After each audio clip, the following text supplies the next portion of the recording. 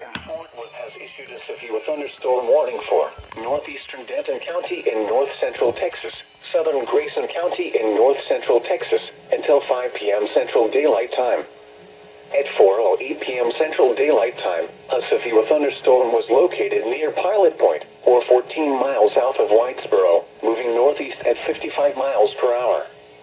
Hazard, 60 miles per hour wind gusts and quarter-size hail.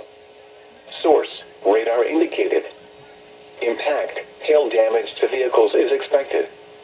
Expect wind damage to roofs, siding, and trees.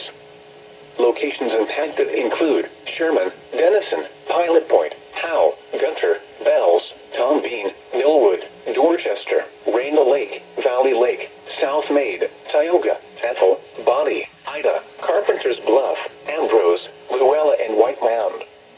A tornado watch remains in effect until 11 p.m. Central Daylight Time for north-central Texas. For your protection, get inside a sturdy structure and stay away from windows.